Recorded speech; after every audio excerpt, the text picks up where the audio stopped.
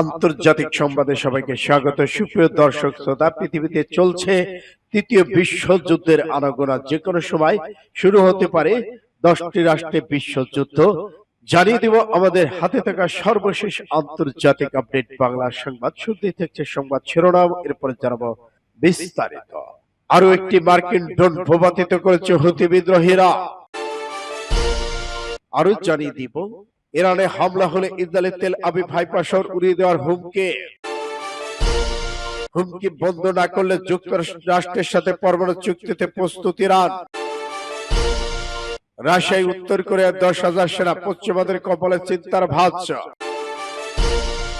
এবার উমরা পালনকারীদের 29 এপ্রিলের মধ্যে সৌদি ছাড়ার নির্দেশ। পাল্টা হুঁশিয়ারি চীনের শেষ পর্যন্ত লড়াইয়ের ঘোষণা। এদিকে সীমান্ত অতিক্রম উত্তর কোরিয়ার সেনাদের গুলি ছুড়ল দক্ষিণ কোরিয়া। এবং সর্বশেষে জানিয়ে দেব ইরানের তেল স্থাপনায় ইসরায়েলি হামলা নিয়ে আলোচনা। এতক্ষণ শুনছিলেন সংবাদ শিরোনাম, এখন বিস্তারিত। তবে অনুরোধ থাকবে এই ভিডিওটিতে একটি লাইক দিন এবং কমেন্টস করে জানিয়ে দিন আপনি কোন জেলা থেকে বা কোথা থেকে আমাদের সাথে যুক্ত রয়েছেন। ইসরায়েল ফিলিস্তিন লেবানন ইরান যুদ্ধের আপডেট সংবাদ হাতে পেতে চ্যানেলটি সাবস্ক্রাইব করে আমাদের সঙ্গে থাকুন এবং জানিয়ে দিন আপনাদের গুরুত্বপূর্ণ মূল্যবান মতামত। ধন্যবাদ। আরো একটি মার্কিন ড্রোন ভূপাতিত করেছে হুতি বাহিনী। ইয়েমেনে হুতি বিদ্রোহী আল জাওফ গভর্নমেন্ট আকাশসীমা আরো একটি মার্কিন MQ-9 ড্রোন ভূপাতিত করেছে। আরব দেশটির বেশ কয়েকটি প্রদেশে যুক্তরাষ্ট্রের অবিরাম আগ্রাসন মারাত্মক বিমান হামলার প্রতিশোধ হিসেবে স্থাপনায় তৈরি ক্ষেপণাস্ত্র দিয়েই মার্কিন ড্রোনটি ভূপাতিত করার দাবি করেছে হুতি বিদ্রোহীরা। বুধবার এক বিবৃতিতে হুতি জানিয়েছে ইয়েমেনের বিরুদ্ধে চলমান আমেরিকান আগ্রাসন বিভিন্ন এলাকায় যুক্তরাষ্ট্রে বেশ কয়েকটি মারাত্মক বিমান হামলা শুরু করার কয়েক ঘন্টা পরেই এই প্রতিক্রিয়ামূলক অভিযান চালানো হয়। হুতিরা বলেছে 2023 সালে অক্টোবর থেকে অবরুদ্ধ গাজা উপত্যকায় ইসরায়েলে আগ্রাসন শিকার ফিলিস্তিনিদের সমর্থনে প্রতিশোধমূলক হামলা শুরুর পর থেকেই মোট 18টি মার্কিন ড্রোন ভূপাতিত করেছে হুতি বাহিনী। হুতি বলেছে, সর্বশক্তিমান আল্লাহর সাহায্যে আমাদের বিমান প্রতিরক্ষা ব্যবস্থা স্থায়ীভাবে তৈরি ক্ষেপণাস্ত্র ব্যবহার করে আল জাওফ গভর্নমেন্টের আকাশসীমায় শত্রু মিশন পরিচালনা করার জন্য MQ-9 ড্রোন গুলি করে ভূপাতিত করতে সক্ষম হয়েছে। ইয়েমেনের সশস্ত্র বাহিনী জানিয়েছে 10 দিনের মধ্যে তারা বিমান প্রতিরক্ষা ব্যবস্থা তৃতীয় মার্কিন ড্রোনটি সফলভাবে ভূপাতিত করেছে। সূত্র এসটিভি। ইরানে হামলা হলে ইসরায়েলের তেল আবিব হাইফা উড়িয়ে দেওয়ার ঘোষণা। ইরানের বিরুদ্ধে যদি ইসরায়েল যে কোনো সামরিক পদক্ষেপ নেয় তাহলে এবার জবাবে ইসরায়েলের তেল আবিব হাইফা শহর উড়িয়ে দেওয়া হবে, এমন হুঁশিয়ারি দিয়েছেন ইরানের প্রেসিডেন্ট। ইরানের জাতীয় সেনা দিবস অনুষ্ঠানে যোগ দিয়েছিলেন ইরানের প্রেসিডেন্ট। তিনি বলেছেন, শত্রুরা বিশেষ করে ইহুদিবাদীরা বুঝতে পেরেছে ইরানের বিরুদ্ধে ছোট কোনো হামলা হলে এর কঠোর জবাব দেওয়া হবে এবং যার প্রভাবে ধ্বংস হয়ে যাবে হাইফা তেল আবিব শহর। সম্প্রতি সময় ইরানের সামরিক পারমাণবিক অবকাঠামো বিজ্ঞানীদের লক্ষ্য করে একাধিক হামলার ঘটনা ঘটেছে। এই হামলার জন্য ইসরায়েলকে দায়ী করে তেহরান। ইরান গণবিধ্বংসী পারমাণবিক বোমা তৈরি কাজ করছে এবং এমন দাবি ইসরায়েলের। তবে এসব অভিযোগ অস্বীকার করেছে দেশটি। আন্তর্জাতিক সম্প্রদায় যদি ইরানকে পারমাণবিক কার্যক্রম থেকে নিবৃত্ত করতে না পারে তাহলে তেহরানের বিরুদ্ধে সামরিক অভিযান চালানোর হুমকি দিয়েছে ইসরায়েল।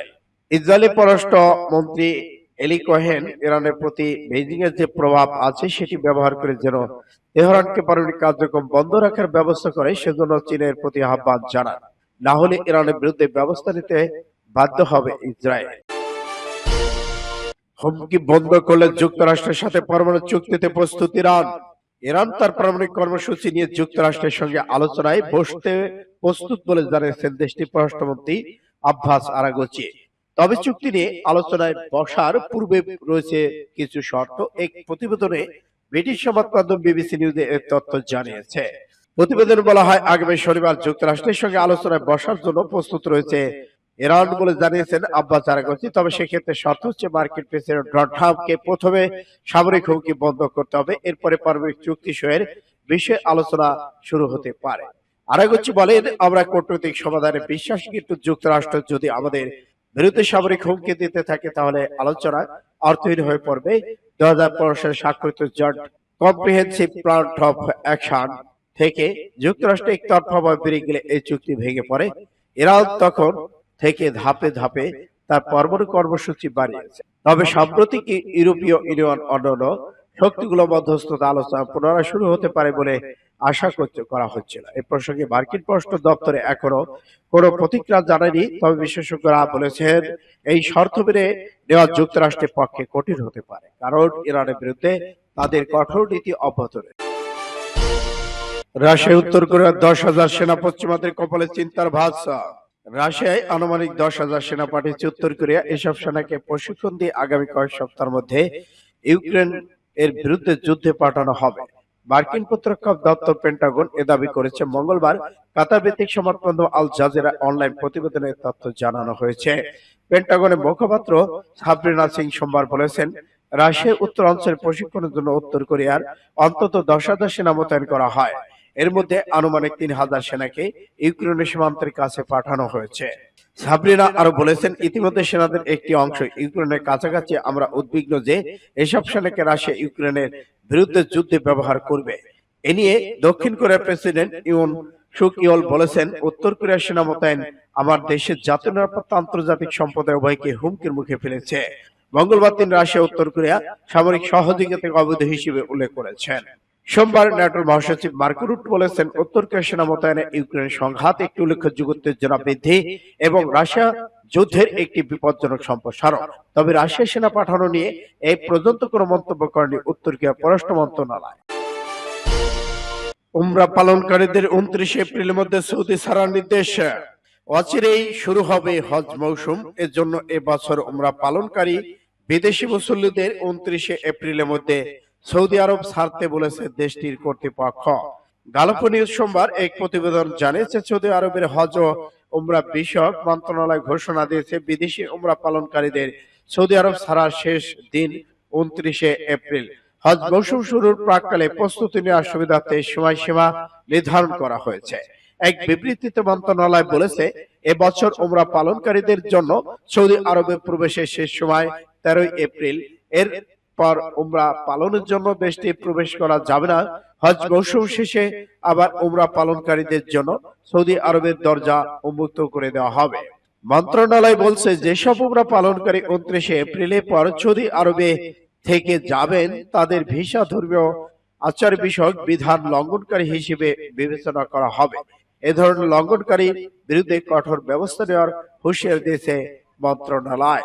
আইন লঙ্ঘনকারী ব্যক্তি প্রতিষ্ঠান উমরা সহ সেবাদাতা প্রতিষ্ঠানের বিরুদ্ধে আইনি ব্যবস্থার পাশাপাশি 1 লক্ষ সৌদি রিয়াল জরিমানা করা হবে। পাল্টা হুঁশিয়ারি চীনের, শেষ পর্যন্ত লড়াইয়ের ঘোষণা। চীন যদি যুক্তরাষ্ট্রের বিরুদ্ধে পাল্টা শুল্ক প্রত্যাহার না করে তাহলে দেশটির উপর আরো 50% আমদানি শুল্ক বসানোর হুমকি দিয়েছে মার্কিন প্রেসিডেন্ট ডোনাল্ড ট্রাম্প। কিন্তু চীনের বাণিজ্য মন্ত্রণালয় চাপ জানিয়ে দিয়েছে যে যুক্তরাষ্ট্রের আরোপিত শুল্কের বিরুদ্ধে শেষ পর্যন্ত লড়ে যাবে তারা, এবং যুক্তরাষ্ট্রের এই ব্ল্যাকমেইল আচরণ তারা কখনো মেনে নেবে না। খবর বিবিসি। চীনা পণ্যের পর আরো 50% শুল্ক আরোপ নিয়ে ডোনাল্ড ট্রাম্পের হুমকিকে ভুল বলে অভিহিত করেছে চীনের বাণিজ্য মন্ত্রণালয়। বিবিসি বলেছে, চীনের অবস্থান হলো শুল্ক আরোপের এই পরিকল্পনা প্রত্যাহার করা হোক, দ্বিপাক্ষিক আলাপ আলোচনার মাধ্যমে যুক্তরাষ্ট্র চীনের মধ্যকার মত পার্থক্য সমাধান করা হোক। সোমবার হোয়াইট হাউসের দেওয়া এক বক্তব্যে ট্রাম্প বলেছেন, সম্প্রতি তিনি যে নতুন শুল্ক আরোপ করেছেন তা স্থগিত করার ব্যাপারে তিনি ভাবছেন কিনা, এমনকি এ নিয়ে অন্য দেশের সঙ্গে দর কষাকষি করতে আপাতত ইচ্ছুক নন তিনি। সীমান্ত অতিক্রম, উত্তর কোরিয়ার সেনাদের গুলি ছুড়ল দক্ষিণ কোরিয়া।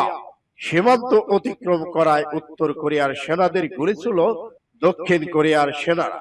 পূর্বাঞ্চলীয় কোরিয়া বেসামরিক বাফার জোন বিএমজেডে এ ঘোষণা দিয়েছে মঙ্গলবার। বিষয়টি নিশ্চিত করেছেন দেশটির সামরিক বাহিনী। খবর বিবিসি। সিউলের ভাষ্যমতে কমপক্ষে 10 জন উত্তর কোরীয় সেনা সামরিক সীমান্ত রেখা পেরিয়ে দক্ষিণ কোরিয়া ঢুকে পড়েছে, তাই সতর্কবার্তা হিসেবে গুলি ছুড়ে সেনারা। এতে কেউ হতাহত হয়নি। ধারণা করা হচ্ছে ভুলবশত ঘটনা ঘটে। ইরানের তেল স্থাপনা ইসরায়েলে হামলা নিয়ে আলোচনা চলছে। বাইডেন। যুক্তরাষ্ট্রের প্রেসিডেন্ট ডোনাল্ড ট্রাম্প বলেছেন, ইরানের তেল স্থাপনা সম্ভাব্য ইসরায়েলে হামলা বিষয়ে তিনি আলোচনা করেছেন। গতকাল তার এই মন্তব্যের পর বিশ্ব বাজারে তেলের দাম বাড়তে শুরু করেছে। মার্কিন প্রেসিডেন্ট নির্বাচনের এক মাস আগে এই ঘোষণা হয়েছিল, এরপর আবার উত্তপ্ত করে তুলেছে। তবে বাইডেন জানিয়েছেন বৃহস্পতিবার ইসরায়েলের পক্ষ থেকে কোনো পাল্টা সম্ভাবনা তিনি দেখছেন না। ফরাসি বার্তা সংস্থা এপি খবর জানিয়েছে। হোয়াইট হাউসের সাংবাদিকদের প্রশ্নের জবাবে বলেন, আমরা এই নিয়ে আলোচনা করছি, আমার মনে হয় এটি হতে পারে।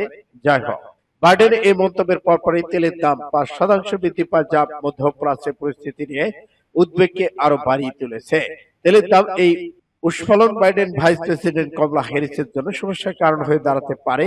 আগামী মার্কিন প্রেসিডেন্ট নির্বাচন ডেমোক্রেট প্রার্থী সময় এই ঘোষণা এলো।